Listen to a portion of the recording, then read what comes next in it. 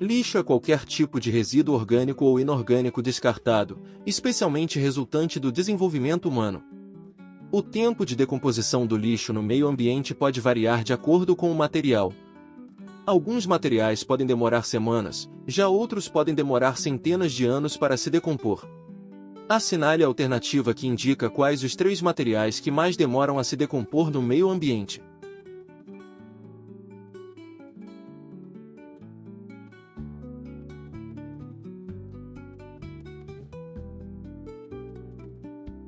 A alternativa correta é a letra B: vidro, plástico e alumínio. Estes são 3 dos materiais que levam mais tempo para se decompor no meio ambiente, podendo persistir por centenas ou até milhares de anos. O vidro pode levar até 4.000 anos ou mais para se decompor completamente. O plástico, dependendo do tipo, pode levar de 400 a 800 anos ou mais. O alumínio leva de 200 a 500 anos para se decompor. Por que as outras alternativas estão incorretas? Na letra A, o plástico é um material de decomposição lenta, como já vimos. O filtro de cigarro, apesar de ser prejudicial, leva cerca de 5 anos para se decompor, enquanto o nylon leva cerca de 30 anos. Ambos se decompõem mais rapidamente que o vidro e o alumínio. Na letra C, o metal, exceto o alumínio, e o papel levam menos tempo para se decompor do que o vidro, o plástico e o alumínio. O filtro de cigarro, como já mencionado, também se decompõe mais rapidamente. Na letra D, o alumínio e o plástico são materiais de decomposição lenta. No entanto, o nylon se decompõe mais rapidamente do que o vidro, que é um dos materiais mais duráveis. E na letra E, o vidro é um material de decomposição extremamente lenta, como já vimos. O metal, exceto o alumínio, e o papel, apesar de não se decomporem tão rapidamente quanto materiais orgânicos, levam menos tempo para se decompor do que o vidro, o plástico e o alumínio. Considerando-se que ocorreu a devastação de uma grande área de vegetação, provocando a migração de diversas espécies de consumidores primários para uma comunidade vizinha em equilíbrio, em um primeiro momento, o que se espera que ocorra nesta comunidade?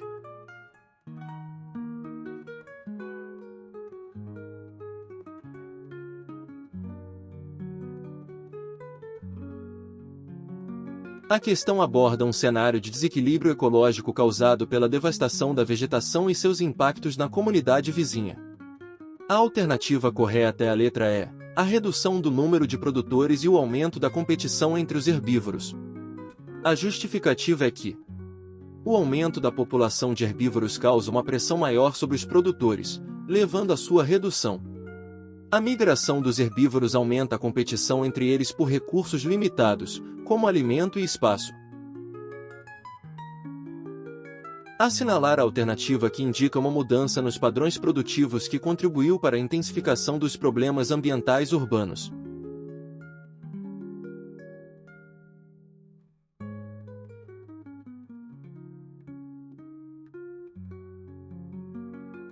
A alternativa correta é a letra B, Revolução Industrial. A Revolução Industrial, iniciada no século XVIII, marcou uma profunda transformação nos padrões produtivos, impulsionada pela introdução de máquinas a vapor e pela produção em massa. Esse processo, embora tenha gerado avanços tecnológicos e econômicos, também desencadeou uma série de problemas ambientais urbanos, que se intensificaram ao longo do tempo. Por que as outras estão erradas? Na letra A, embora a agricultura tenha causado impactos ambientais ao longo da história, como o desmatamento e erosão do solo, seus efeitos são menos intensos e localizados do que os da Revolução Industrial. Na C, turismo pode gerar impactos ambientais, como a produção de lixo e a demanda por recursos naturais, mas sua contribuição para os problemas ambientais urbanos é menor do que a da Revolução Industrial. Na D, a flexibilização do trabalho é um fenômeno recente que se refere à precarização das relações trabalhistas, mas seus impactos ambientais são menos diretos do que os da Revolução Industrial. E na E, as políticas assistencialistas visam reduzir a pobreza e a desigualdade social, mas não têm relação direta com a intensificação dos problemas ambientais urbanos. Apesar de algumas crenças populares associarem a parada no crescimento em altura de uma pessoa à sua idade cronológica próxima da maioridade legal, isso nem sempre é verdadeiro. O crescimento está relacionado à presença da chamada placa de crescimento nos ossos longos. Enquanto estas não estiverem calcificadas, a pessoa continuará crescendo, independentemente da idade. Em relação à placa de crescimento, pode-se afirmar que corresponde a um tecido conectivo.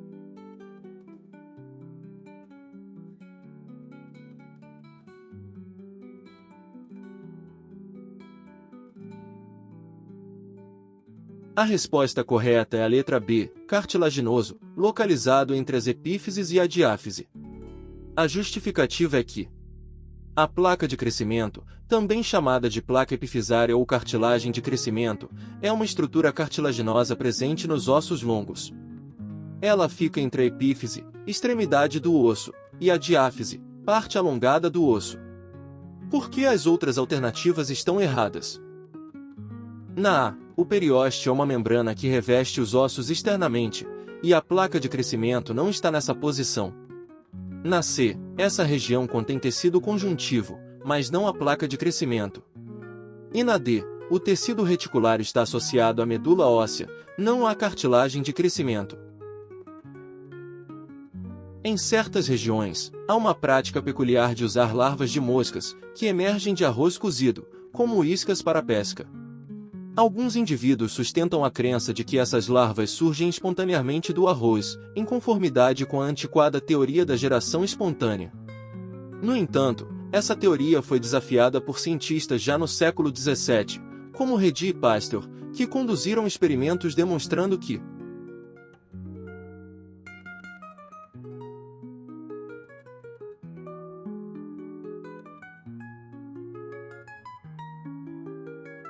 a resposta correta é a alternativa B. A teoria da biogênese, confirmada pelos experimentos de Francesco Redi e Louis Pasteur, estabelece que todo organismo se origina a partir da reprodução de outro organismo pré-existente. Redi demonstrou que larvas de moscas surgem apenas quando há contato com insetos adultos, refutando a ideia de que poderiam se formar espontaneamente a partir da carne em decomposição. Posteriormente, Pasteur, por meio de experimentos com frascos de pescoço de cisne, comprovou que micro-organismos não surgem espontaneamente, mas sim a partir de outros micro-organismos presentes no ambiente. Esses estudos foram fundamentais para consolidar a biogênese e refutar a antiga teoria da geração espontânea. Como as plantas não podem se mover para encontrar um parceiro para a reprodução, muitas desenvolveram estratégias para atrair polinizadores, como por exemplo, os morcegos. Estes animais são atraídos por características estratégicas específicas das flores. Considerando as flores polinizadas por morcegos, assinale a opção correta.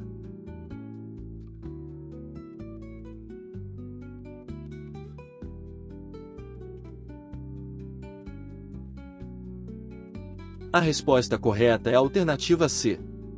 As flores polinizadas por morcegos apresentam características adaptativas específicas para atrair esses animais. Como os morcegos possuem visão limitada e são ativos à noite, essas flores geralmente possuem coloração discreta ou esbranquiçada, tornando-se mais visíveis sob pouca luz. Além disso, produzem grande quantidade de néctar, pois os morcegos possuem alto gasto energético durante o voo e necessitam de uma fonte abundante de alimento. Ao analisarmos as outras alternativas, vemos que na A, muitas dessas flores possuem cheiro forte para atrair os morcegos. Na B, flores com cores vibrantes são mais associadas à polinização por insetos e aves. E na D, a coloração vistosa não é uma característica dessas flores. Portanto, as flores polinizadas por morcegos são discretas na coloração, produzem muito néctar e muitas vezes possuem odor forte para atrair esses polinizadores noturnos. Considere V para verdadeiro e F para falso para as seguintes afirmativas. 1. Todos os seres vivos são constituídos de células. 2. Todas as células são compostas de membrana, citoplasma e núcleo. 3. Células eucariontes animal e vegetal não possuem diferenças e apresentam as mesmas organelas. 4. Células procariontes estão presentes em seres como as bactérias. Marque a alternativa que apresenta a sequência correta.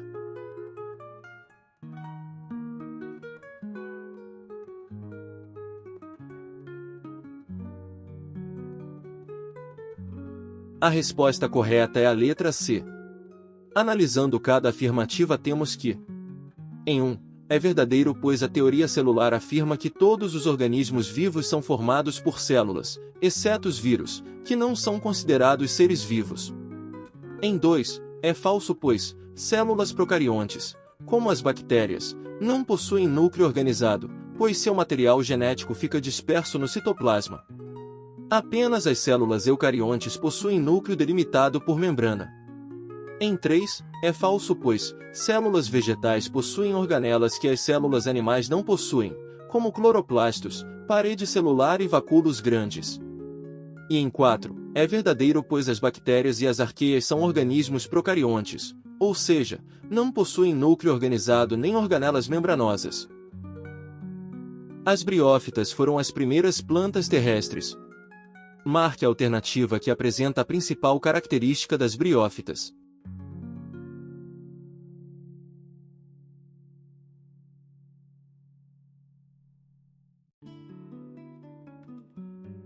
A resposta correta é a letra B.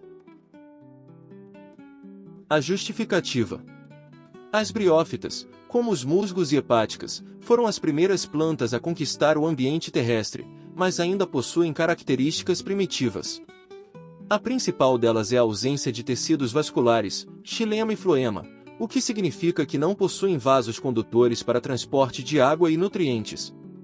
Por isso, dependem da difusão e da capilaridade para a distribuição de substâncias, o que limita seu tamanho e as mantém em ambientes úmidos.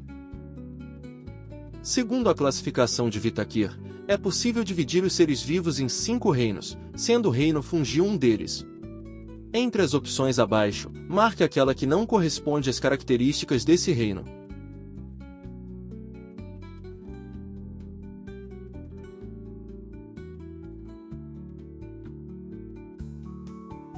A resposta correta é a letra D. Mas por que a alternativa D está errada? Os macroconsumidores são herbívoros, carnívoros e onívoros, ou seja, organismos que obtêm energia consumindo diretamente outros seres vivos. Fungos não se encaixam nessa categoria, pois obtêm nutrientes por absorção, através da decomposição de matéria orgânica. As teorias evolucionistas dos invertebrados sugerem que os seres pluricelulares se formaram a partir dos seres unicelulares. Constatam-se processos evolutivos, nos diferentes grupos animais, a partir dos quais ocorre maior aperfeiçoamento de aparelhos e sistemas animais visando a maior eficiência. Existem animais que não possuem órgão ou sistema especializado em realizar trocas gasosas e para o processo de respiração, a absorção do oxigênio e a eliminação do gás carbônico ocorrem por difusão, através da superfície epidérmica. Esse é o caso do filo.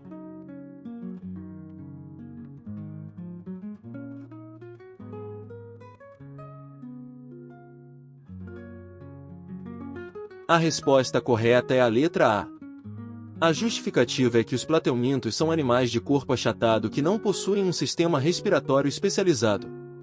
Em vez disso, realizam trocas gasosas por difusão direta através da superfície corporal. Esse mecanismo é eficiente devido ao seu formato achatado, que aumenta a relação superfície-volume, facilitando a entrada de oxigênio e a eliminação de gás carbônico. Analisando as outras alternativas vemos que, na B, cnidários, como águas-vivas e corais, também realizam trocas gasosas por difusão, mas não são a melhor resposta, pois a questão sugere um filo com maior complexidade evolutiva. Na C, moluscos possuem diferentes formas de respiração, podendo ser branquial, aquáticos, ou pulmonar, terrestres. Na D, os artrópodes possuem sistemas respiratórios bem desenvolvidos, como traqueias, brânquias ou pulmões foliáceos, dependendo do grupo. E na E, cordados possuem sistemas respiratórios especializados, como brânquias nos peixes e pulmões em anfíbios, répteis, aves e mamíferos.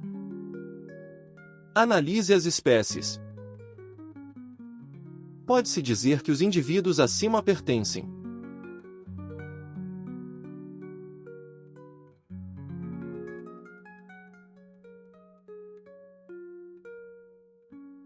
A resposta correta é a letra D. A justificativa é que os 3 nomes citados seguem a nomenclatura binomial proposta por Linneu, que define a classificação dos organismos com gênero e espécie. No caso da espécie 3, há um terceiro nome, indicando uma subespécie, o que caracteriza a nomenclatura trinominal. Por que as outras alternativas estão erradas? Em A nomenclatura está correta, mas a alternativa não menciona a subespécie, o que a torna incompleta. Em B, todos os nomes estão corretos. Em C, a afirmação é verdadeira, mas incompleta, pois não menciona o filo e a subespécie. E em E, eles pertencem ao mesmo filo, mas não à mesma espécie, pois as três opções são espécies diferentes.